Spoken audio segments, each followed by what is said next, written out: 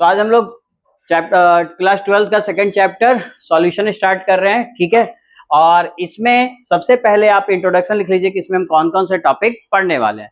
उसमें पहला टॉपिक है कंसंट्रेशन ऑफ सॉल्यूशन। आपको पता है एक सॉल्यूशन के अंदर जो आपको पढ़ना है वो बाइनरी सॉल्यूशन पढ़ना है। उसमें दो ही कंपोनेंट होंगे, मतलब दो सब्सटेंस मिक्स करेंगे, जैसे शुगर मिक्स करते हैं ना वाटर में, तो दो सब्सटेंस है, एक तो शुगर और एक वाटर। तो दोनों सब्सटेंस का नाम हम रखते हैं सॉल्यूट एंड सॉल्वेंट। तो उसमें कितना मात्रा में सॉल्यूट प्रेजेंट है ये पता किया जाता है कंसंट्रेशन की मदद से। यहाँ पे टोटल हम लोग 6 मेथड पढ़ेंगे कंसंट्रेशन ऑफ सॉल्यूशन निकालने का। जल्दी से बता देता हूँ, एक बाय वन हम डिस्कस भी करेंगे। Mass percentage, volume percentage, parts per million, molarity, molality, mole fraction and normality. सबसे ज्यादा इंपॉर्टेंट आपके एग्जाम पॉइंट ऑफ व्यू से molarity, molality and mole fraction, ये तीनों बहुत इंपॉर्टेंट है, एग्जाम में पूछते हैं।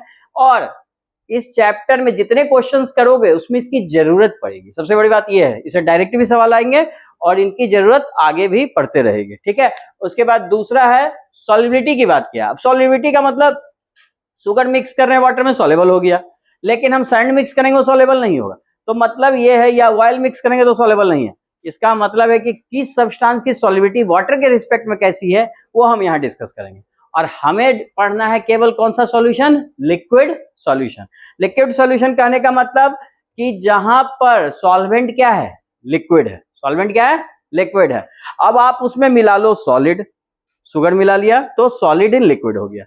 दूसरा liquid in liquid, oxygen gas mix होता है ना, sorry HCl hydrochloric acid, acid mix with water, वो क्या है? Liquid in liquid solution. और तीसरा गैस इन लिक्विड, जैसे ऑक्सीजन गैस मिक्स है किसमें? लिक्विड में। तो यही तीन हमें पढ़ने हैं जो हमारे चैप्टर का ये लिक्विड सॉल्यूशन का पढ़ना है पार्ट। तो जल्दी से आप इसको लिखिए, मैं भी लिखवा देता हूं इनको। देखो फर्स्ट टॉपिक इनसे, इस चैप्टर में सबसे ज्यादा यूज हम मोल फ्रैक्शन का करेंगे। हर टॉपिक में ये लगेगा, यूज होगा, बट इनसे न्यूमेरिकल्स आते हैं, ठीक है।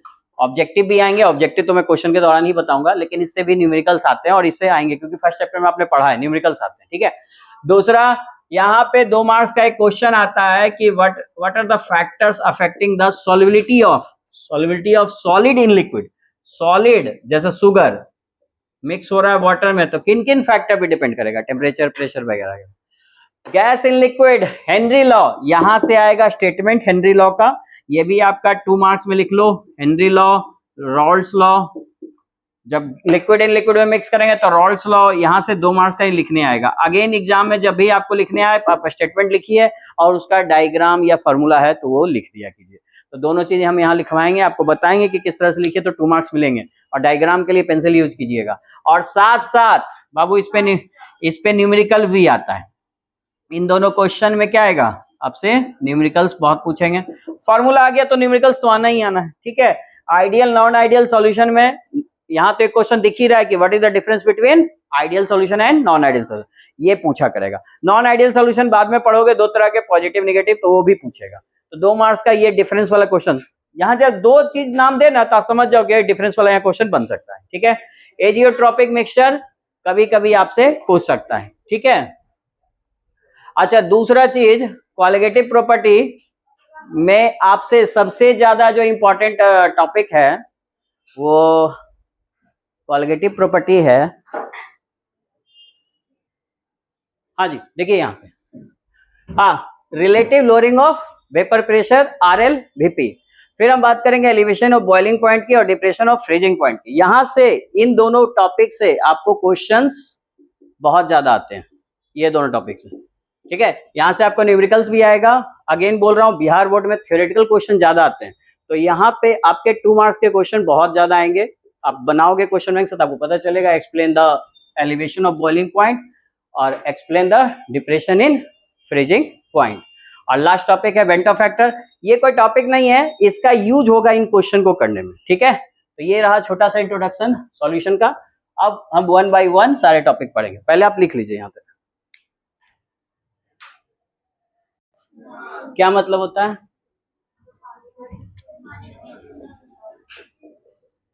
होमोजेनस,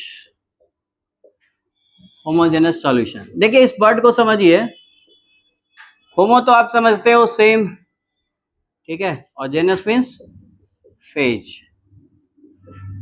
फेज मतलब स्टेट, है ना, जैसे कोई सब्सटेंस लिक्विड स्टेट में है, ठीक है, तो आप फील कीजिएगा ये कि जैसे ही आपने शुगर को मिक्स किया वाटर में, शुगर को मिक्स किया वाटर में, शुगर का स्टेट क्या है जी, सॉलिड, और वाटर का लिक्विड।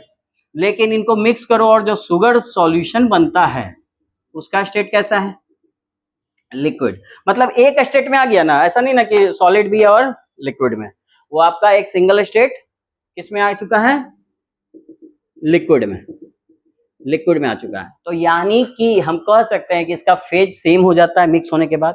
देखो यहाँ पे ध्यान से, दोनों का फेज एक ही आ गया ना, कौन सा फेज आ गया, लिक्विड। अब आपको सॉलिड क्या अलग से दिख रहा है, सॉलिड फॉर्म में शुगर, शुगर अलग से दिख रहा है, नहीं, तो यानी कि ये कैसा फेज में आ गया, सेम फेज में। और साथ साथ जिसकी property through out the mixture, पूरे मिक्सचर में जो प्रॉपर्टी होगी वो क्या होगी, सेम होगी। मतलब आपको ये टॉप से, क्योंकि शुगर की प्रॉपर्टी क्या होती है, स्वीटिंग टेस्ट, तो यहाँ पे स्वीटिंग टेस्ट लगेगा टॉप में, तो बॉटम तक जाते जाते भी क्या लगेगा, स्वीटिंग टेस्ट। तो अगर प्रॉपर्टी यूनिफॉर्मली डिस्ट्रीब्यूटेड है, मतलब एक जैसा है हर जगह, तो वही आपका क्या कहलाएगा, सॉल्यूशन। और ऐसे मिक्सचर को आप क्या कह सकते हो, होमोजेनस सॉल्यूशन। आया बात समझ में, होमोजेनस का मतलब क्या होगा, जैसे कोल्ड ड्रिंक्स है तो उसका टेस्ट कैसा रहता है, through out the mixture same रहता है, यानी वो किस में आएगा, कंसीडर किया जाएगा सॉल्यूशन में। लेकिन अगर मैं पूछूं कि अगर वाटर में हम सैंड मिला दे, क्या मिला दे जी, सैंड, तो सैंड मिला देंगे अगर यहाँ पे, तो बताइए क्या ये सैंड हर जगह प्रेजेंट है क्या, नहीं। Through out the mixture same है क्या, नहीं, तो इसे बोलेंगे हेट्रोजेनस मिक्सचर, ठीक है। आया बात समझ में, ये आपका हेट्रोजेनस होगा, मतलब डिफरेंट लेयर बनेंगे, डिफरेंट फेज होगा। देखो यहां तक वाटर है तो लिक्विड स्टेट में है, और ये आपका सॉलिड स्टेट में। तो सॉल्यूशन का आप छोटा सा डिफिनेशन क्या लिखोगे, लिख सकते हो, बाकी ये सब तो ये जानते ही हो कि सॉल्यूशन का डिफिनेशन तो आपसे एग्जाम में नहीं पूछने वाला, लेकिन सिंपल सा समझो, याद भी रख सकते हो, it is a homogeneous solution which, जिसमें क्या होंगे, दो या दो से अधिक सब्सटेंस या कंपोनेंट्स मिक्स होंगे। सो इन विच टू और मोर सब्सटेंस आर कंबाइंड, ठीक है। और इसके बाद हैविंग, उनकी प्रॉपर्टी कैसी होगी, हैविंग यूनिफॉर्म प्रॉपर्टी, प्रॉपर्टी कैसी होगी इसकी, यूनिफॉर्म, और फेज भी कैसा होगा, एंड सेम फेज, उसी को हम क्या बोलेंगे, सॉल्यूशन। तो डेफिनेशन लिखिए सॉल्यूशन का, मैं यहां लिख भी देता हूं, लिखिए solution, solution is a homogeneous mixture,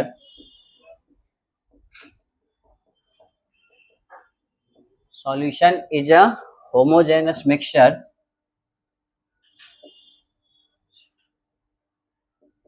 in which,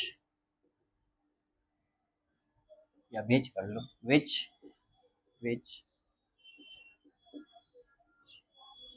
is mixture of two or more component, two or more component, या सब्सटेंस भी कर सकते हो, सब्सटेंस having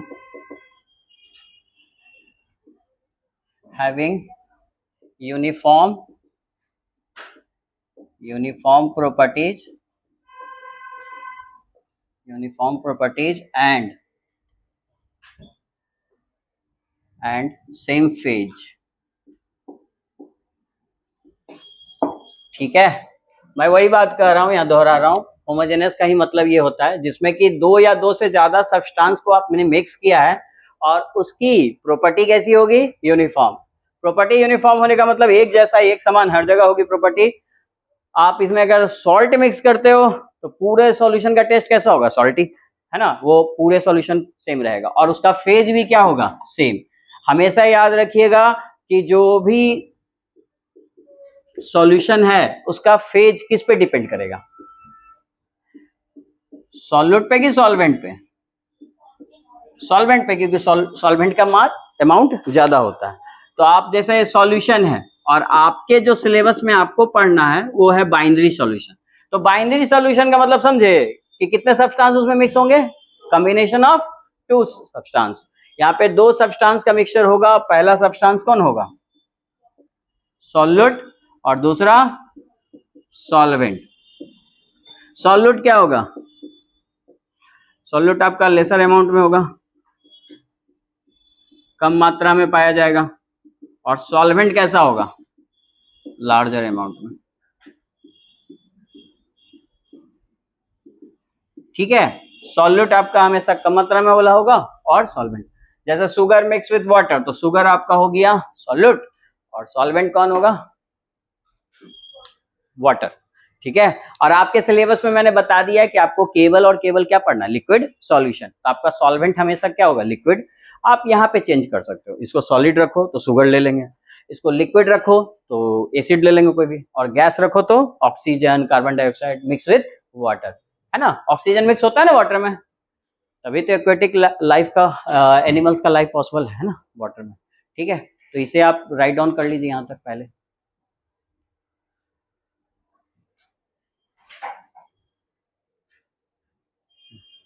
नोट में लिखिए, physical state of solution, physical state of solution depends on, physical state of solution depends on, किस पे depend करेगा बताइए? फिजिकल स्टेट, फिजिकल मतलब उसका स्टेट किस पे डिपेंड करेगा? सॉल्यूशन का, सॉल्यूट पे या सॉल्वेंट पे? सॉल्वेंट पे। तो लिख लीजिए, physical state of solution depends on solvent, depends on solvent. ठीक है, सॉल्वेंट पे हमेशा डिपेंड करेगा। और एक बात बताइए, अगर आपको इतना समझ में आ गया तो आप ये भी बोल सकते हो कि मास ऑफ सॉल्यूशन, सॉल्यूशन का मास किस पे डिपेंड करेगा? आप किसके किसके मास को जोड़िएगा? सॉल्यूट के मास को और सॉल्वेंट के मास को। तो लिख लीजिए, मास of solute plus mass of solvent, mass of solvent. अच्छा, ये तरीका भी लागू कर लीजिए आप लोग अभी से, कि मास को तो ऐसे W से लिखते हैं और S फॉर सॉल्यूट, और यहाँ पे SOL लिख लीजिए सॉल्वेंट, और यहाँ पे इसको SO ऐसे लिख लीजिएगा। जब भी ऐसा लिखा रहा है SOLN तो सॉल्यूशन की बात चल रही है, केवल S रहे तो सॉल्यूट की बात चल रही है, हमेशा यही चलेगा, और SOL रहे तो सॉल्वेंट की बात होगी। ठीक है, इस तरह से हम लोग डिनोट भी करेंगे आगे। ठीक है, अब हम अपने चैप्टर में आते हैं। अब हम चैप्टर में आ रहे हैं, ये तो जस्ट चैप्टर को इंट्रोड्यूस किया, टॉपिक का नाम समझा, वो है क्या, लेकिन अब चैप्टर में बात करेंगे कि बताइए अगर कोई सॉल्यूशन है मेरे पास तो उसमें सॉल्यूट की अमाउंट कितनी है, सॉल्वेंट की अमाउंट कितनी है, ये निकालने के लिए आपको आ जाएगा क्वेश्चन, जिसको हम लोग निकालते हैं किस मेथड से? Concentration of solution. लिख लो कंसंट्रेशन, नेक्स्ट टॉपिक है आपका कंसंट्रेशन ऑफ सॉल्यूशन। और कंसंट्रेशन का मतलब हो गया कि सॉल्यूट और सॉल्वेंट के अमाउंट को एक्सप्रेस करना, ठीक है, बताना कितना प्रतिशत सॉल्यूट है और कितना प्रतिशत सॉल्वेंट है। तो आप यहाँ एक छोटा सा बात लिख लो, कंसंट्रेशन का मतलब क्या होता है? अमाउंट ऑफ सॉल्यूट और solvent, amount of solute and solvent कर दो, and solvent are present in a given solution, again मैं कह रहा हूं यहां तक कोई डिफिनेशन नहीं आएगा आपको एग्जाम में, जो भी आएगा मैं खुद ही टिक कर दूंगा कि ये वाला पढ़ना चाहिए। ठीक है, ये सब जस्ट बेसिक इंट्रोडक्शन है, क्योंकि एग्जाम्स में नहीं पूछता है, आपको जानना चाहिए। ठीक है, तो अमाउंट ऑफ सॉल्यूट और सॉल्वेंट की मात्रा कितनी होगी एक सॉल्यूशन में, वही कहलाता है आपका कंसंट्रेशन। ठीक है, तो इसको निकालने के कुछ मेथड्स हैं, वन बाय वन डिस्कस करते हैं। पहला है मास परसेंटेज, मास परसेंटेज, और मास को मैंने बताया कि W से डिनोट करते हैं, तो इसको ऐसे भी लिखा रहेगा आपके बुक में, W/W परसेंटेज। अच्छा, आप बोलोगे मास का मतलब W था, तो 2/W का लिखा, तो 2/W लिखने का ये मतलब है, समझिए इस बात को, कि W, देखिए यहाँ पे दो सब्सटेंस है ना जी, सॉल्यूट और सॉल्वेंट, तो दोनों के लिए लिखा है कि सॉल्यूट भी आपका मास में ही दिया हुआ है और सॉल्वेंट भी आपका मास में ही दिया हुआ है। मतलब कि 10 ग्राम शुगर है तो 100 ग्राम वाटर है, वाटर को आप वॉल्यूम में नहीं लेंगे कि 1 लीटर ले लिया, ठीक है। तो ये रिप्रेजेंट कर रहा है कि सॉल्यूट और सॉल्वेंट दोनों किसमें गिवन है, मास में, ठीक है। तो चलिए यहाँ पे आप इसका पहला फॉर्मूला लिख लीजिए, और ये आपको याद है जी, कोई बड़ी बात नहीं है। मास परसेंटेज ऑफ सॉल्यूट आपको कहाँ निकालने के लिए, तो आप क्या लिखोगे,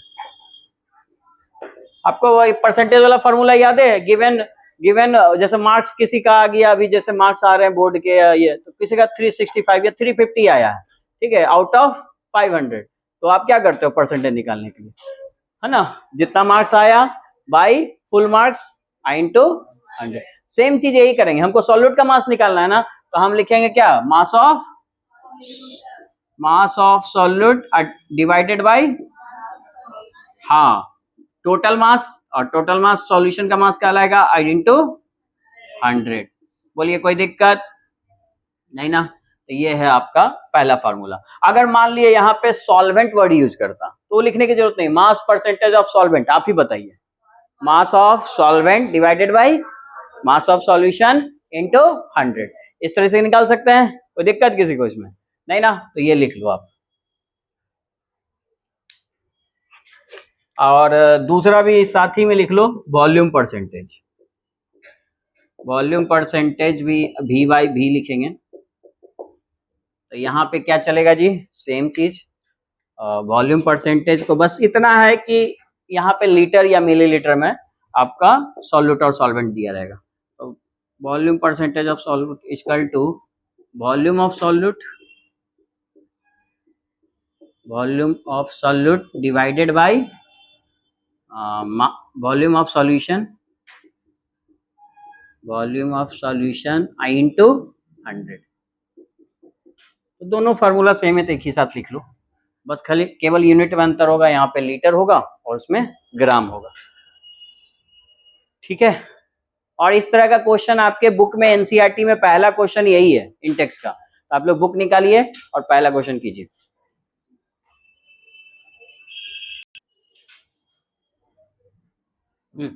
तो ये क्वेश्चन एनसीईआरटी बुक में आपका पहला क्वेश्चन दिया हुआ है, जिसमें आप इंटेक्स का फर्स्ट क्वेश्चन पढ़िएगा तो उसमें मास परसेंटेज ऑफ बेंजीन निकालना है, और क्वेश्चन में दिया हुआ है कि आपके पास कोई सॉल्यूशन है जिसमें 22 ग्राम बेंजीन मिक्स कर रहा है और 122 ग्राम कार्बन टेट्रा क्लोराइड, इन दोनों को मिक्स किया तो सॉल्यूशन आपका बन चुका है। और उसमें बोला कि बताइए उस सॉल्यूशन में बेंजीन का मास परसेंटेज कितना होगा, बेंजीन का जो परसेंटेज होगा मास के फॉर्म में वो कितना होगा। तो आपको फॉर्मूला पता है, क्योंकि बेंजीन आपका किस तरह से बिहेव कर रहा है, सॉल्यूट की तरह, कम मात्रा में। तो mass of benzene equal to mass of benzene divided by mass of solution into 100। बताइए बेंजीन का मास तो मुझे पता है 22 ग्राम, मास ऑफ सॉल्यूशन कितना आएगा, आप बेंजीन के मास को और कार्बन टेट्रा क्लोराइड के मास को ऐड कर दो और इंटू 100, आप इसका वैल्यू निकाल सकते हो, ठीक है। सिमिलरली इसी तरह से अगर हमको mass percentage of carbon tetra chloride निकालना है तो हम क्या लिखेंगे, ऊपर लिखेंगे mass of carbon tetra chloride जो कि सॉल्यूट है, और मास ऑफ सॉल्यूशन इंटू 100, ठीक है। मास ऑफ टेट्रा क्लोराइड कितना है जी, 122, और ये 22 प्लस 122 इंटू 100, इसको आप कैलकुलेट कर लो, आंसर आ जाएगा। एक और तरीका था, अगर इसका परसेंटेज पता चल गया ना तो 100 में घटा दो ये आ जाएगा, वैसे भी निकाल सकते थे, इतना कैलकुलेशन से बचते, है ना। मान लो ये 20 आया तो 100 माइनस 20 80% ये रहेगा, जाहिर सी बात है। तो आपको पता ही है कि अरे भाई बेंजीन मान लो 20% आएगा तो ये कितना होगा 80%, यही दोनों तो है केवल इस सॉल्यूशन में, ठीक है। तो इस तरह से आप निकाल सकते हो, बस इसे लिख लीजिएगा। तो ये समझ में आ गया क्वेश्चन, कोई दिक्कत किसी को नहीं ना, ठीक।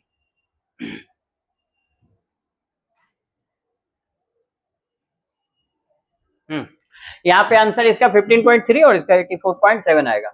नेक्स्ट एक टर्मिनोलॉजी आपको देखने को मिलेगा कि 20% वेट बाई वेट, मतलब कि मास सॉल्यूट भी यही है और सॉल्वेंट भी मास में ही है, लेकिन सॉल्यूट कौन है बताइए, नाम पढ़ के पता चला, NaOH क्या बिहेव करेगा जी, सॉल्यूट की तरह। और सॉल्वेंट कौन होगा मेरा, सॉल्वेंट सॉल्यूशन है तो वाटर ही ना होगा जी, वाटर मेरा बिहेव करेगा एज अ सॉल्वेंट। ये समझने में कोई दिक्कत, ये मतलब ये कह रहा है कि देखिए अगर आप किसी वाटर में NaOH को मिलाए हैं, ठीक है, और इस सॉल्यूशन के अंदर 20% NaOH है, तो बताइए कितना ग्राम NaOH होगा। तो बताइए अगर परसेंटेज माने हैं तो मास ऑफ सॉल्यूशन कितना मान सकते हैं, ये मानना पड़ेगा आपको। लेट मास ऑफ सॉल्यूशन, तो भाई परसेंटेज का मतलब 100 होता है, तो बिल्कुल सही जवाब है 100 ग्राम मान लीजिए। तो अगर कोई पूछा आपसे कि मास ऑफ सॉल्यूट, सॉल्यूट कौन है जी यहाँ पे, NaOH, आप सॉल्यूट लिखो या ना लिखो, डायरेक्ट भी लिख सकते हो, आपकी मर्जी। मास ऑफ NaOH तो कितना आ जाएगा जी, क्योंकि 20 ग्राम है ना, तो डायरेक्ट लिख दे 20 ग्राम, नहीं तो 20% लिख सकते हो, ठीक है, 20 ग्राम। तो भाई मास ऑफ सॉल्वेंट कितना हो जाएगा, सॉल्वेंट यानी कि वाटर, तो हो जाएगा 100 माइनस 20, दैट इज 80 ग्राम। बोलिए कोई दिक्कत नहीं ना। तो इस तरह के बहुत सारे क्वेश्चन आपको बुक में मिलेंगे जहां पे ये लैंग्वेज यूज करता है। जैसे देखिए एक जगह और यूज किया आपके सीबीएसई क्वेश्चन बैंक में ही 9%, 9.8%, मैं बताता हूँ। ये क्वेश्चन 2014 में पूछा था। क्वेश्चन क्या था, 9.8% W/W H2SO4 solution of H2SO4 sulphuric acid solution. तो आप समझ गए ना कि इसमें सॉल्यूट कौन है जी, सल्फ्यूरिक एसिड, ये सॉल्यूट है, और सॉल्वेंट तो आप समझ ही रहे हो वाटर है, वाटर मिक्स कर रहे हैं। अब आपसे यहाँ परसेंटेज दिया हुआ है तो आप वही फिर से वही मान लो। मास ऑफ सॉल्यूशन क्या मानोगे, बोलो 100 मानोगे। तो मैं आपसे पूछूं कि बताइए मास ऑफ सल्फ्यूरिक एसिड कितना होगा, mass of sulphuric acid H2SO4 9.8 ग्राम। और अगर आपसे कोई पूछ दे कि मास ऑफ वाटर भी बता दीजिए साथ में, जो कि सॉल्वेंट की तरह बिहेव कर रहा है, तो 100 माइनस कर दो 9.8 ग्राम, तो कितना आ जाएगा 91.2 ग्राम। बोलिए इस टर्मिनोलॉजी में कोई दिक्कत नहीं ना। तो ये पहला वर्ड मिला है जो कि आपको क्वेश्चन के बीच में मिलेगा, ये लाइंस, और जिससे आप क्या क्या निकाल सकते हो, सॉल्यूशन का मास, सॉल्वेंट का मास, सॉल्यूट का मास और सॉल्वेंट का मास, तीनों का मास मिल जाएगा। क्या, अच्छा 90, ठीक ठीक, 90.2 ग्राम। बोलिए कोई दिक्कत है ना। तो ये पहला टाइप क्वेश्चन है कि जो जनरली एग्जाम में नहीं आएंगे, इससे ये क्वेश्चन के बीच में आएगा, जो कि आपको इस तरह से गिवन डाटा इसको देख के लिखना पड़ेगा, ठीक है। फिर इस पे आगे जो क्वेश्चन आएंगे वो हम करते हैं नेक्स्ट टर्मिनोलॉजी। नेक्स्ट टर्म दो तो पढ़ चुका, तीसरा है पार्ट्स पर मिलियन, ठीक है। तो थर्ड हेडिंग दीजिए पार्ट्स पर मिलियन।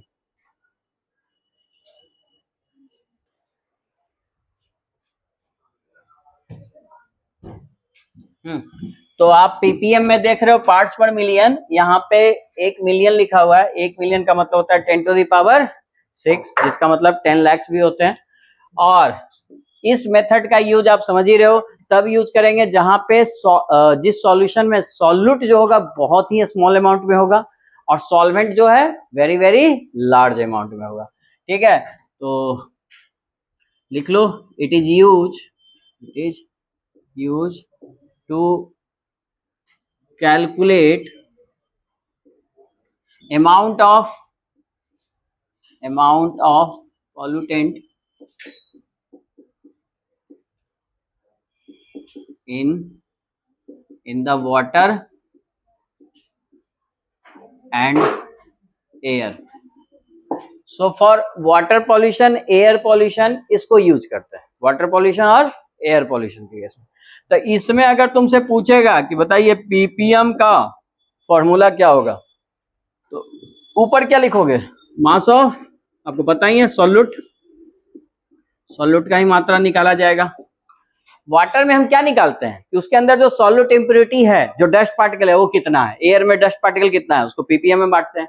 तो mass of solute divided by mass of solution. Mass of solution को ही मास ऑफ सॉल्यूशन आई इंटू 10⁶ करता है, क्योंकि मिलियन में मेजर कर रहे हैं, तो इंटू 10⁶, ये यूज करेंगे, ठीक है।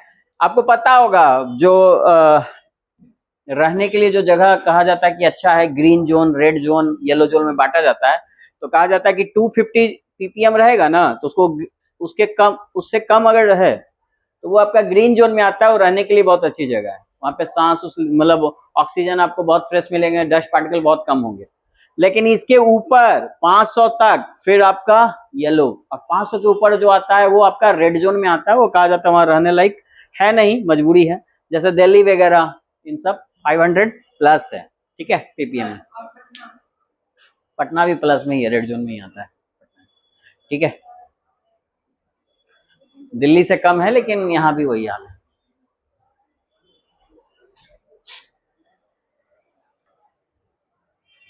हाँ जी, नेक्स्ट टर्म मोलैलिटी लिखिए। मोलैलिटी, मोलैरिटी में पहले डेफिनेशन लिख लो, फिर वो लिख लेना। Number of moles of solute, number of moles of solute is present in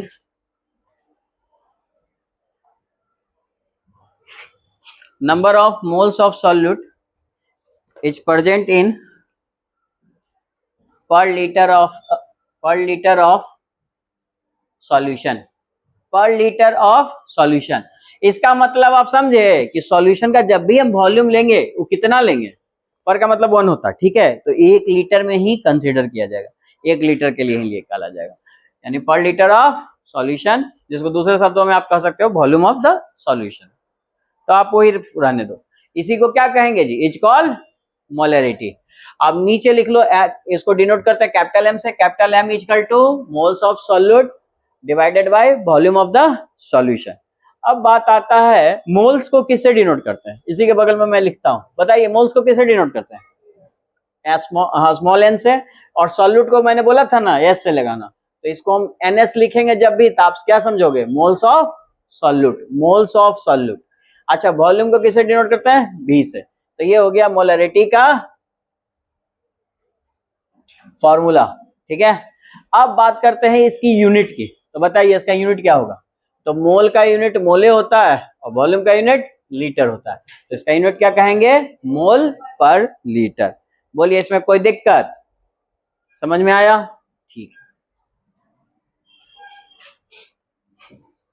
तो ये आपसे क्वेश्चन पूछा गया है, आप ये बुक जरूर बनाना अगर आपको सीबीएसई में फुल मार्क्स चाहिए 70 मार्क्स का। तो ये तो पुराना वाला है, 2022 तक का है, लेकिन आप 2025 तक का भी मार्केट में अवेलेबल है, तो उसको लीजिए और उसको पूरा बनाइए। 2024 तक का भी मिलेगा, हाँ। तो लास्ट ईयर तक का आपको मिल जाएगा, सारे क्वेश्चन बना डालिए उसके, उससे बाहर आपके एग्जाम में क्वेश्चन आएगा ही नहीं। बल्कि आप बनाओगे ना, तब देखोगे 10 साल में बहुत बार ये क्वेश्चन रिपीट हुआ है, ठीक है। तो ये फील करोगे आप, तो इसके लिए आप जरूर बनाइएगा।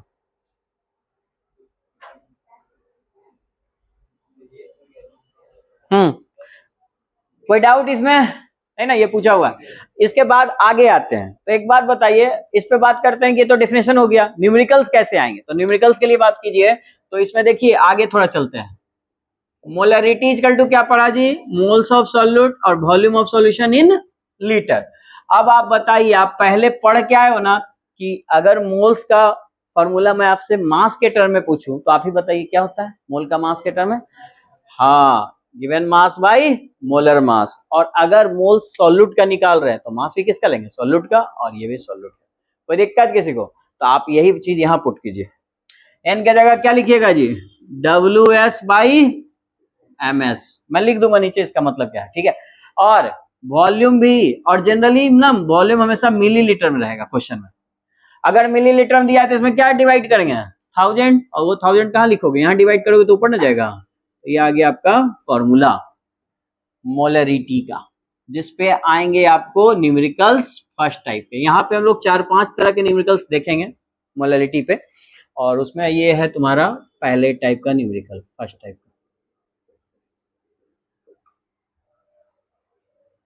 आया बात समझ में, कोई दिक्कत किसी को। ये छोटा सा क्वेश्चन कभी कभी आपके एग्जाम्स में पूछ लेता है। तो चलिए हम आपके बुक्स का ही क्वेश्चन पहले करवाते हैं।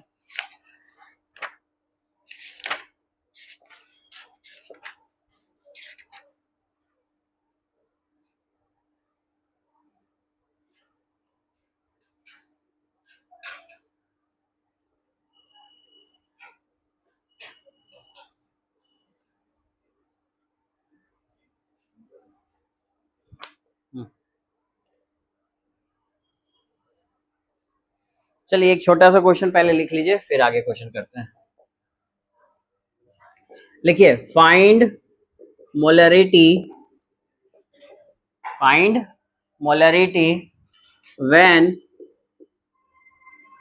when 20 gram of NaOH is mixed with 500 ml of water। चलिए ट्राई कीजिए, और हाँ ये जरूर लिख लीजिएगा, NS तो लिखा हुआ है mass of moles of solute, WS को क्या पढ़ेंगे जी, मास ऑफ सॉल्यूट, जिनको भूलते हो लिख लो। MS को क्या पढ़ते हैं जी, मोलर मास। कौन सा मास, मोलर मास। किसका लिखा हुआ है, S for molar mass of solute. अभी तो जान ही रहे हो, वॉल्यूम ऊपर लिखा हुआ है volume of solution, moles of solute. ठीक है, तो इस क्वेश्चन में आपको साफ साफ दिखा ये 20 ग्राम कौन है, हाँ NaOH है, जो कि WS कहलाएगा। इसमें कोई दिक्कत नहीं ना। तो WS कैसे डिसाइड किया, जो कम मात्रा में होगा ना ऐसे भी सॉल्यूट होगा, तो WS हो जाएगा 20 ग्राम। अगर आपको पूरा लिखना है तो लिख सकते हो mass of NaOH, mass of NaOH given है ये क्वेश्चन में जी। ठीक है, दूसरी बात, मास यहाँ पे वॉल्यूम दिया हुआ है, वॉल्यूम ऑफ किसका, volume of water, 500 gram of solution कर लो, 500 ml ऑफ सॉल्यूशन।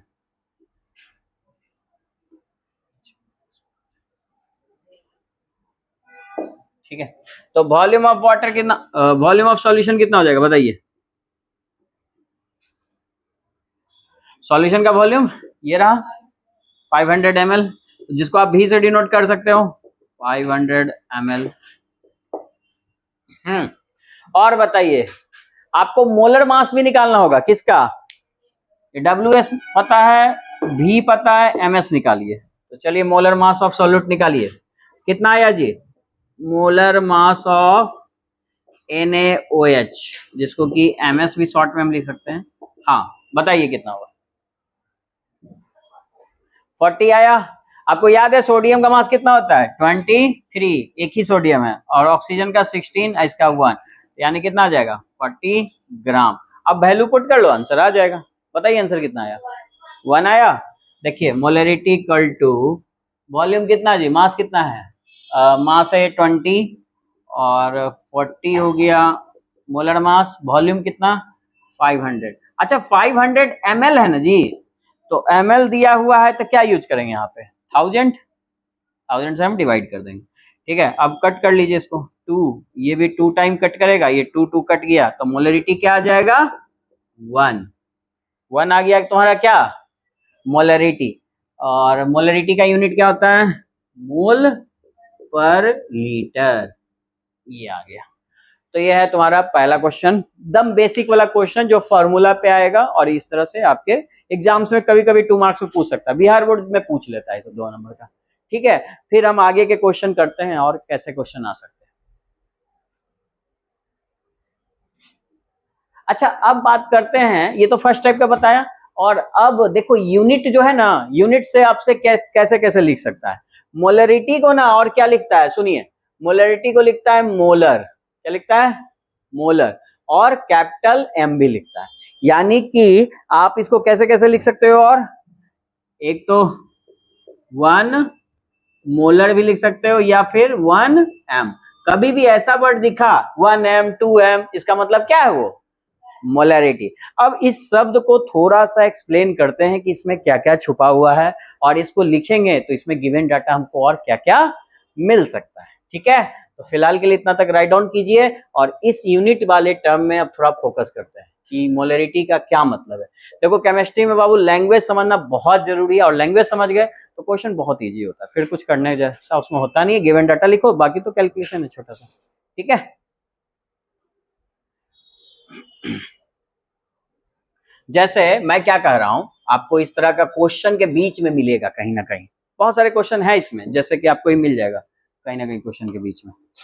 मैं आपके को बुक कहीं कोई क्वेश्चन कर लेता हूं जहां पे मोलरिटी का वैल्यू है। हाँ देखिए ये दिया हुआ है,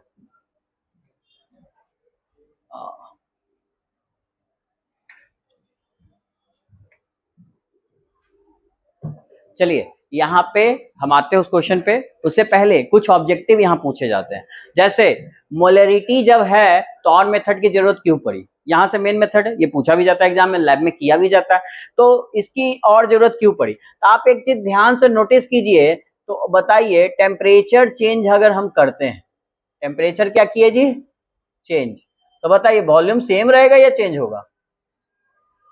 टेम्परेचर को बढ़ाने घटाने जो भी चेंज किया, तो वॉल्यूम सेम या डिफरेंट, चेंज होगा। ऑफकोर्स वॉल्यूम चेंज होगा। अब नहीं देखे हो, ठंड के दिन में हवाएं बहुत स्लो चलती है, क्योंकि वहां पे जो एयर है वो कैसा होता है, उस समय उसका वॉल्यूम बहुत ही कंडेंस होता है, नहीं फॉगी टाइप क्लाउडी टाइप मौसम रहता है। और गर्मी के दिन में टेम्परेचर बढ़ा हुआ है, तो ये काफी दूर दूर होते हैं। आप देखोगे जितने भी थंडर स्टॉर्म मतलब आंधी तूफान जो चलते हैं वो किस टाइम में चलते हैं, समर में ही चलते हैं, कभी विंटर में नहीं फील किए होंगे सब चीज, ठीक है। तो देखो टेम्परेचर चेंज होता है तो वॉल्यूम चेंज हो जाता है, और अगर वॉल्यूम चेंज होगा तो बताइए ये बदल गया तो मोलरिटी सेम रहेगा कि चेंज होगा, चेंज हो जाएगा। इसका मतलब आप समझे कि जगह अगर आप एक ही सॉल्यूशन के लिए मोलरिटी निकालो और जगह अलग अलग है, जैसे मान लिया यहाँ पटना में निकाल रहे हो, तो पटना का टेम्परेचर अलग है, 40 डिग्री अभी पहुंच ही गया है ना, लगभग 38 के आसपास है। और यही चीज आप थोड़ा उधर चले जाओ, उत्तराखंड वगैरह चले जाओ, तो वहां टेम्परेचर अभी भी फ्रिज रहता है, मतलब 5 डिग्री 10 डिग्री, रात में तो ठंडे ही रहती है, ठीक है।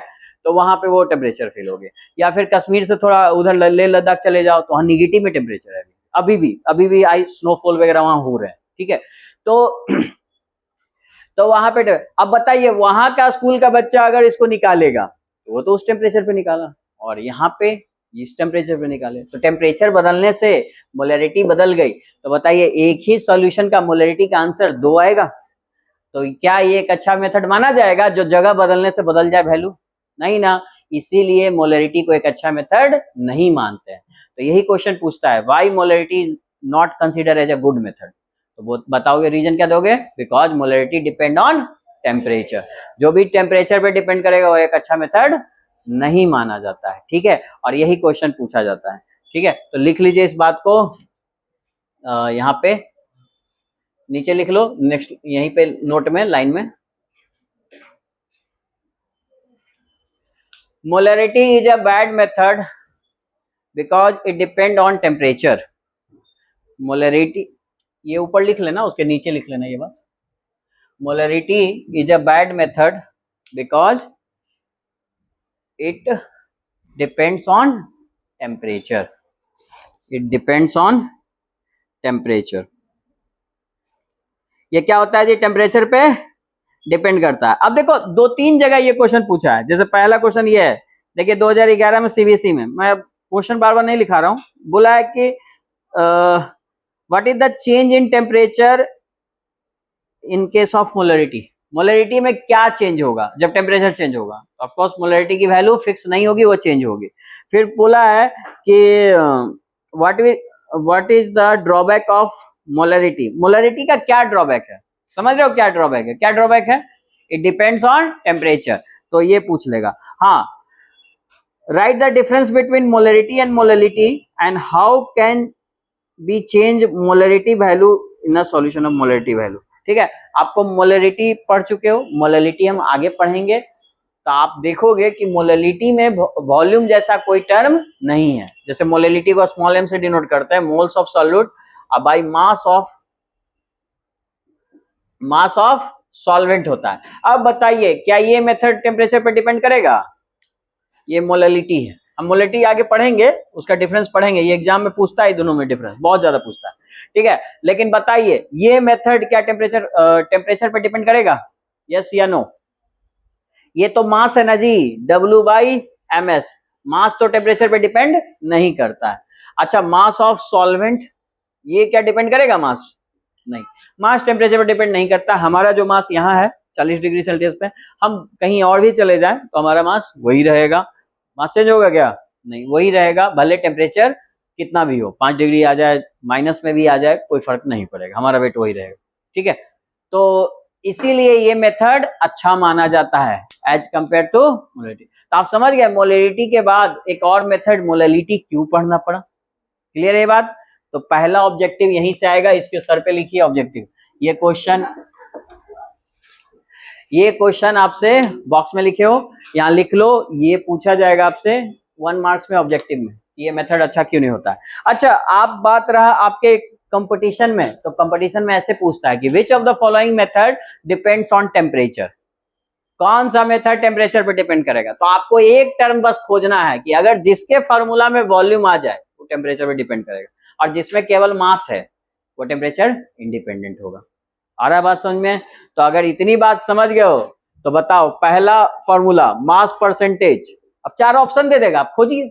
मास परसेंटेज डिपेंड ऑन टेम्परेचर या independent of temperature, independent. Volume percentage depend करेगा, वॉल्यूम डिपेंड करेगा।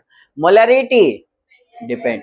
तो 4 ऑप्शन जो भी रहेगा ना, देख लेना क्या क्या रहता है, उसमें टिक किसको करोगे, मोलैरिटी को। मान ले पूछा which of the following method depends on temperature, कौन टेम्परेचर पे डिपेंड करेगा, तो अगर ऑप्शन में मोलैरिटी रहता है तो आप उसको टिक करके आइए। और ये सब सवाल एग्जाम में पूछे हुए हैं जो हम आपको क्वेश्चन करने के दौरान दिखाएंगे एक साथ, ठीक है। आज मैं क्वेश्चन बैंक लेके नहीं आया हूँ, नेक्स्ट क्लास से देखता हूँ, देते हैं क्वेश्चन बैंक। तो हम लोग हर साल के क्वेश्चन भी साथ साथ, जो टॉपिक जहां पढ़ो उसके क्वेश्चन उसी समय करो, और कितने टाइप्स के क्वेश्चन पूछ सकते हैं, कितनी पॉसिबिलिटी बनती है, सबको डिस्कस करेंगे। और क्या क्या टर्मिनोलॉजी होती है जिससे कि हम आगे की चीजों को, और उसमें क्वेश्चन के दौरान वो यूज करता है, उसको भी समझना है, तभी क्वेश्चन बनेगा, ठीक है। आया बात समझ में। तो चलिए, ऑब्जेक्टिव 1 मार्क्स क्वेश्चन तो समझ गए। अब इस पे आते हैं कि और आगे के क्वेश्चंस इस पे कैसे पूछे जाएंगे एग्जाम्स में, और क्या पूछा जाएगा आपको।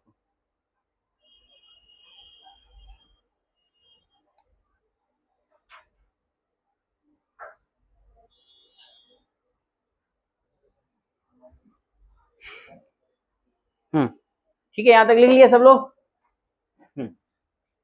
ठीक है, तो अब हम नेक्स्ट टॉपिक पे आते हैं। अभी हम मोलैलिटी की बाद में बात करेंगे, लेकिन ये मेथड का ड्रॉबैक है, तो हम नया मेथड मोलैलिटी की बात बाद में करेंगे, ठीक है। अब आप ये तो समझ गए ना कि मोलैलिटी क्यों आया, क्यों जरूरत पड़ी, ठीक है। अब हम बात करते हैं इसकी, ये यूनिट्स क्या रिप्रेजेंट कर रहे हैं जी, मोल पर लीटर का क्या मतलब होता है, ठीक है। तो उसके बारे में हम थोड़ा बात कर लेते हैं। तो चलिए, फर्स्ट टाइप कर चुके हो, सेकंड टाइप प्रॉब्लम आपको ये देखने को मिलेगा। सेकंड टाइप, जैसे आपको दे दिया, मैं एक छोटा सा एग्जांपल के साथ करता हूं इसको। जैसे आपको दे दिया 2 मोल, ऐसे दे दिया 2 MHCl सॉल्यूशन, क्वेश्चन के बीच में ऐसा दे दिया, कुछ डाटा नहीं दिया, WS क्या है, मास ऑफ सॉल्यूट क्या है, सॉल्वेंट क्या है, कुछ नहीं दिया, लेकिन क्वेश्चन में इस तरह का आपको बीच में लाइन मिलेगा, ठीक है। इससे आपको निकालना होगा मास of solute, molar mass of solute, volume of solution, सभी निकल सकता है, ठीक है। तो पहले इसको लिखना सीखते हैं। तो बताइए मोलैरिटी का मतलब क्या होता है, मोल पर लीटर, यानी ये जो अमाउंट दिया है वो कौन है, मोल है। वो कौन है, मोल है। तो कितना मोल है, 2 मोल। कौन है 2 मोल, 2 मोल ऑफ HCl। बोलो, ये लिखने में कोई दिक्कत नहीं। 2 मोल ऑफ HCl इज किसमें प्रेजेंट है, हाँ, वॉल्यूम हमेशा हम कितना लेंगे, 1 लीटर, या पर लीटर ऑफ सॉल्यूशन भी बोल सकते हो। सो 2 mole of HCl is present in 1 litre of solution. बोलिए, बात समझ में आ रहा है। यहां से मोल्स ऑफ सॉल्यूट पता चल गया ना, वॉल्यूम ऑफ सॉल्यूशन भी पता चल गया ना, इसी लाइन से ना लिखे, कोई दिक्कत। अब इसको लिख लीजिए और मुझे ये बताओ कितने बच्चे मुझे मास ऑफ सॉल्यूट भी निकाल के दिखा सकते हैं इसी लाइन से, इसी लाइन को और आगे लिख के मास ऑफ सॉल्यूट। मेरा क्वेश्चन क्या है, आप WS बताओ कितना हो इस लाइन से, ठीक है। पहले इतना लिखिए फिर निकालिए।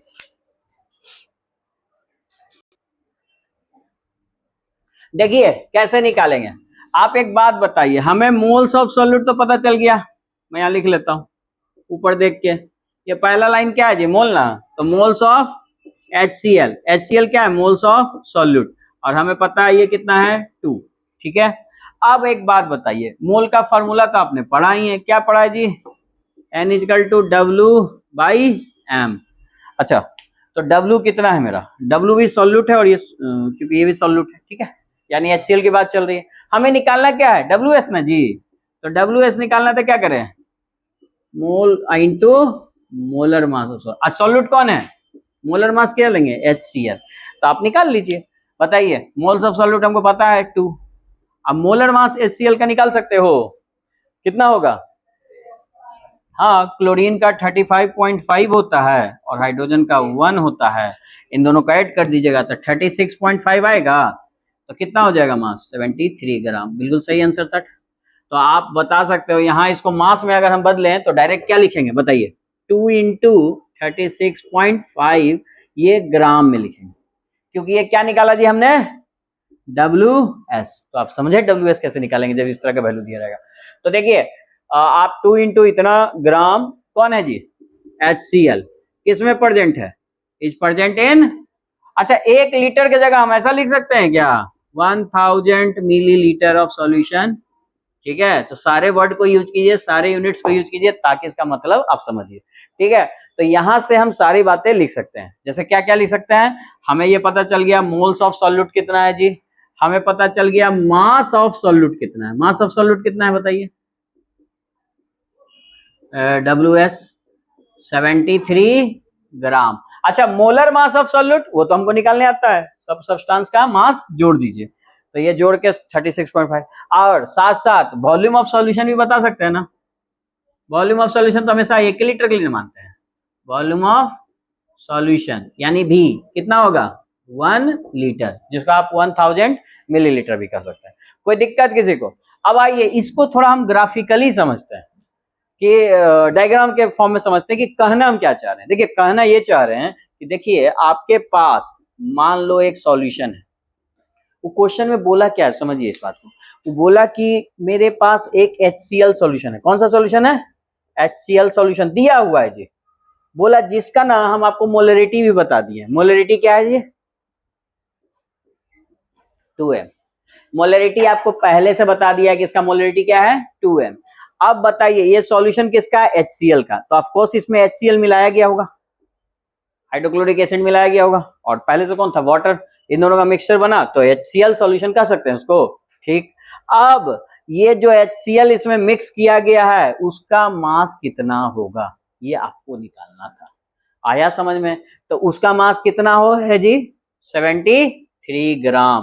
तो आप समझे कि जब हमको पूरा सॉल्यूशन कितना हो जी, 1 लीटर, 1 लीटर कितना हो सॉल्यूशन अगर हो, और जिसकी मोलरिटी 2m हो, तो बताइए ये कब पॉसिबल है, जब उसमें 73 ग्राम HCl मिलाया गया हो।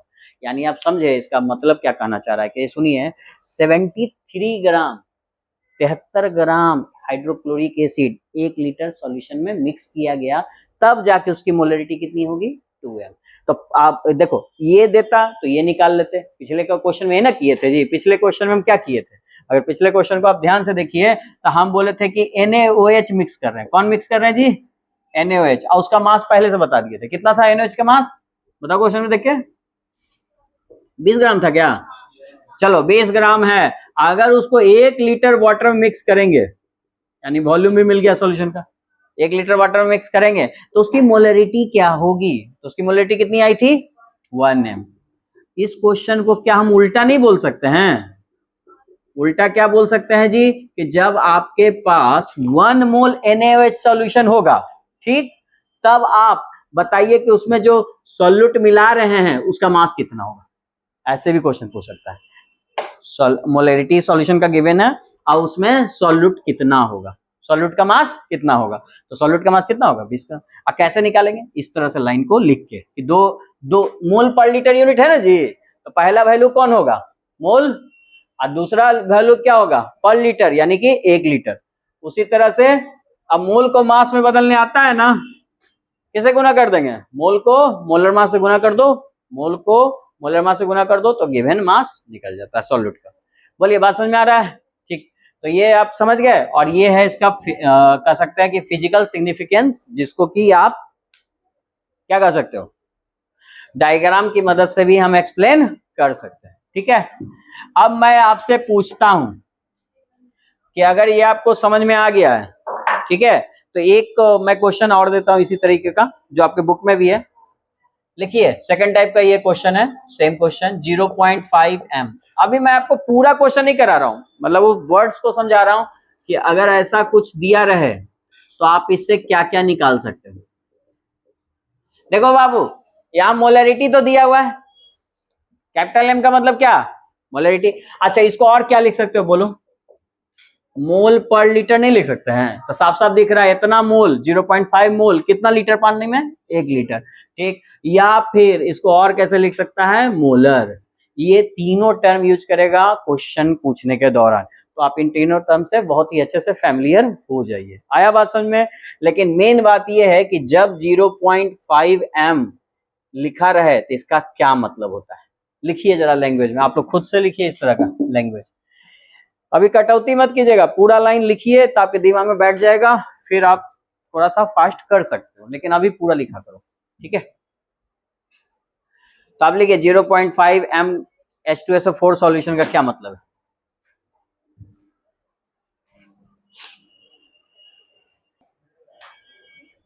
देखिए इस तरह का अगर दिया रहे मोलरिटी और आपसे सोल्यूट का मास पूछे, और सोल्यूट कौन है जी, सल्फ्यूरिक एसिड। मैं बार बार कर रहा हूं, वाटर हमेशा लिक्विड फेज में रहेगा, सल्फ्यूरिक एसिड आपका सॉल्यूट है, तो कितना ग्राम सॉल्यूट मिलाए कि सॉल्यूशन का मास कितना, मोलरिटी कितना हो जाए 0.5 m। तो आइए वापस, तो 0.5 m लाने के लिए क्या करेंगे, तो आप पहले इसको पढ़िए जरा, मोल पर लीटर कितना मोल, 0.5 मोल। अच्छा 0.5 मोल कौन है, सल्फ्यूरिक एसिड। सॉल्यूट कौन है जी, इतना H2SO4। तो 0.5 मोल H2SO4 इज प्रेजेंट इन, किसमें प्रेजेंट होगा, present in 1 litre of solution. हमेशा 1 लीटर मिलेंगे, यानी वॉल्यूम तो फिक्स है जी 1 लीटर। अच्छा इसी को और दूसरे शब्दों में कैसे लिख सकते हैं, ये तो हमने मोल लिखा जी, मैं बोल रहा हूं मास में लिखो, तो मोल को किससे गुना करते हैं बताइए मास में लिखने के लिए, मोलर मास से। अब मोलर मास सल्फ्यूरिक एसिड का निकाल सकते हो तुम लोग, MS सल्फ्यूरिक एसिड का। तो देखिए हाइड्रोजन का मास 1 होता है, याद रखिएगा, 2 हाइड्रोजन है तो 2 से मल्टीप्लाई किए, प्लस सल्फर का मास 32, एक ही है तो जरूरत नहीं है मल्टीप्लाई।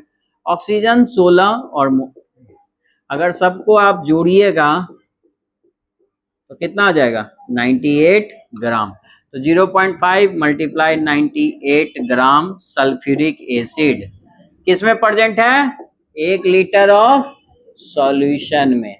तो अब यहां से आप वैल्यू निकाल सकते हो, देखो ये दिखा, ये मोल्स ऑफ सॉल्यूट है 0.5 मोल, ये क्वेश्चन देख के समझ में आ गया। अच्छा गिवन मास कितना आ जाएगा, WS कितना हो जाएगा जी, दोनों को मल्टीप्लाई कर लो, बोलो, आधा हो जाएगा 49 ग्राम। कौन है जी सॉल्यूट मेरा, H2SO4। अच्छा वॉल्यूम कितना है, 1 लीटर। इतना अगर गिवन डाटा मिल गया तो कैसा भी क्वेश्चन होगा वो क्वेश्चन बन जाएगा, लेकिन क्वेश्चन बनाने के लिए गिवन डाटा लिखने आपको आना चाहिए। तो आप समझ गए कैसे लिखेंगे, बोलो बात समझ में आती है, कोई दिक्कत। एक छोटा सा और एग्जांपल देता हूं, उसको उससे आप डिफरेंस निकालो इन दोनों के बीच में क्या मतलब है, इसको प्रैक्टिकली समझो इसका क्या डिफरेंस है। जैसे मैंने आपको इसी पे बेस्ड एक क्वेश्चन देता हूं, ये आपके बुक में दिया हुआ भी है, क्वेश्चन ये है,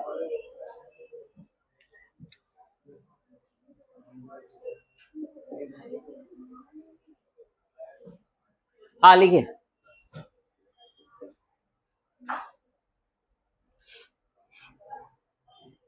जीरो 0.5 मोल सोडियम कार्बोनेट, ठीक, 0.5 मोल सोडियम कार्बोनेट, और दूसरा दिया हूं 0.5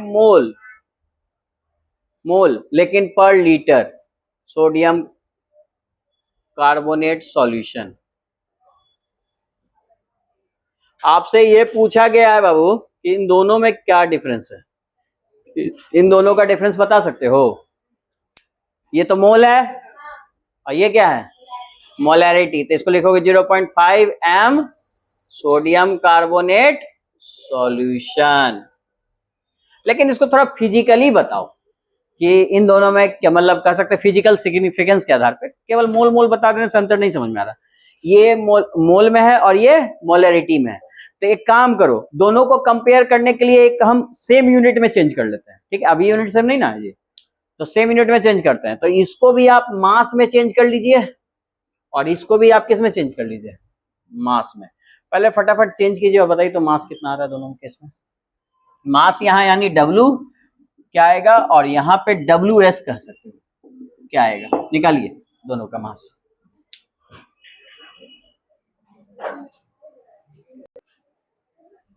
दोनों का मास अगर आप निकालिएगा तो 53 ग्राम सोडियम कार्बोनेट आएगा इसमें, इसमें भी क्या आएगा 53 ग्राम सोडियम कार्बोनेट। तो फिर अंतर क्या है, तो सुनिए, ये सोडियम कार्बोनेट, जैसे ये सोडियम कार्बोनेट है 53 ग्राम का, मतलब मेरे पास आधा मोल सोडियम कार्बोनेट है, ठीक। इसी सोडियम कार्बोनेट को मैंने 1 लीटर वाटर में मिक्स कर दिया, सॉल्यूशन बना दिया। तो इसको मैंने मिक्स किया किसमें जी, 1 लीटर वाटर के सॉल्यूशन में। अगर इसका वॉल्यूम मैंने 1 लीटर माना है तो 1 लीटर में मैंने इसको मिक्स किया, किसको, सोडियम कार्बोनेट को। तो इस सॉल्यूशन का जो मोलरिटी होगा वो कितना होगा, 0.5 मोल पर लीटर। आया समझ में, या दूसरे शब्दों में कहें तो 0.5 एम, या तीसरे शब्द में कहें तो 0.5 मोलर। सब वर्ड यूज करना सीखिए, इस क्वेश्चन में कुछ नाम से पूछ सकता है। आ रहा है समझ में, मतलब ये है कि इन दोनों में बस इतना अंतर है कि यहाँ पे 53 ग्राम मेरे पास ये सॉल्यूट है और इसी को जब मैंने मिक्स कर दिया वाटर में, 1 लीटर वाटर में मिक्स किया, तब हम कहेंगे वो क्या है मेरा, वो केवल मोल नहीं होगा, मोल पर लीटर हो जाएगा। अब मोल पर लीटर को क्या कहते हैं, मोलरिटी। तब हम 0.5 ही लिखेंगे लेकिन मोलरिटी वर्ड यूज करेंगे। आया अंतर समझ में, मोल और मोलरिटी में क्या अंतर है, हाँ बोलिए एक बार और। हाँ ये बोल रहा हूं कि देखिए यहाँ पे, अरे ध्यान दो, यहाँ बोला कि ये मोल है, मतलब ये पेन, मान लो ये सोडियम कार्बोनेट, ठीक है, टुकड़ा सोडियम। अगर मेरे पास आधा मोल सोडियम कार्बोनेट है तो उसका मास कितना होगा, 53 ग्राम। ये निकाल लिया, कोई दिक्कत नहीं। अब अगर मैंने बोला कि ये लिख दिया 0.5 मोल पर लीटर लिख दिया, इसका मतलब ये है कि मेरे पास 53 ग्राम सोडियम कार्बोनेट है, लेकिन वो सॉलिड स्टेट में नहीं है। वो कहाँ मिक्स कर दिया, वाटर में मिक्स कर दिया, 1 लीटर वाटर में मिक्स कर दिया, तब उसका वॉल्यूम हो जाएगा 1 लीटर। और उस केस में जब सोडियम कार्बोनेट इसमें मैंने 53 ग्राम मिक्स कर दिया है, तब इसका मोलरिटी कितना होगा, 0.5। तो अंतर बस इतना है कि ये मोलरिटी के सेंस में है, सॉल्यूशन के टर्म में है, और ये ड्राई स्टेट यानी सॉलिड स्टेट के टर्म में है। अंतर समझ में आया दोनों के बीच में, कोई दिक्कत नहीं ना। अच्छा, उसको रिप्रेजेंट करने का और तरीका, या तो आप कैपिटल M लिख लो या फिर क्या लिख लो, मोलर लिख लो। ये सब क्वेश्चन के बीच में आपको ये सब वर्ड यूज करेंगे, तो वहां कंफ्यूज मत होइएगा, इसका मतलब समझ लीजिए, फिजिकल सीखने आया समझ में, ठीक है। तो आज के क्लास में अगर हम बात करें तो बस आपके काम का एक ही टॉपिक है, वो है मोलरिटी। कंसंट्रेशन ऑफ सॉल्यूशन से बात करें तो मोलरिटी। मोलरिटी में बस आज हमने 2 ही टाइप का क्वेश्चन किया। फर्स्ट टाइप में कि मोलरिटी का जो फॉर्मूला होता है जी, वो क्या होता है, NS/V। कल मैं यही पूछूंगा कि मोलरिटी का फॉर्मूला बताइए, और फिर WS/MS, वॉल्यूम अगर मिलीलीटर में तो क्या करेंगे, 1000 से मल्टीप्लाई। आया समझ में। तो मोलरिटी का ये फर्स्ट बेसिक फॉर्मूला जिस पे क्वेश्चन आएंगे। दूसरा चीज, मोलरिटी के कितने सारे यूनिट्स हो सकते हैं, कैसे कैसे रिप्रेजेंट करते हैं, तो आप बताइए। कैपिटल M से करते हैं, मोलर से करते हैं, और मोल पर लीटर से करते हैं। तो ये आपको बताना है, ठीक। अच्छा, दूसरा चीज, इसका ड्रॉबैक क्या है, तो ये टेम्परेचर डिपेंडेंट है। क्यों, क्योंकि ये वॉल्यूम पे डिपेंड करता है, इसीलिए, ठीक है। और अगर वॉल्यूम है तो टेम्परेचर पे चेंज हो जाएगा, ठीक है। ये ड्रॉबैक हो गया। अब पहला क्वेश्चन। सेकंड टाइप, अगर आपको कुछ ऐसा वर्ड यूज करके दिया रहे, इसका क्या मतलब समझ रहे हो, इसको पढ़ने आना चाहिए। तो कल मैं आपसे ही पूछूंगा, तो आप लोग बोलिएगा कि 0.5 मोल HCl या NaCl रहेगा, तो 0.5 मोल NaCl is present in 1 litre of solution. तो वॉल्यूम तो डिसाइड हो गया। अच्छा, इसका मोल भी डिसाइड हो गया। अच्छा, इसको मास में नहीं बदल सकते हो, तो मास में बदलने के लिए कल ही आप ही बताइएगा मुझे कि देखिए, मोल को मल्टीप्लाई कर दो किससे, मोलर मास। जो भी सॉल्यूट दे, अब NaCl दे, HCl दे, KCl दे, आप उसका मोलर मास से मल्टीप्लाई कीजिए। मोल का ये ना फॉर्मूला आता है जी, ठीक है। तो मोलर मास से मल्टीप्लाई कर दीजिए, आपको ये निकल जाएगा। आया समझ में। तो आज हम बस 2 ही पढ़े, कल बाकी मोलैरिटी पे पढ़ेंगे, तो मोलैरिटी से केवल यही क्वेश्चन आएगा।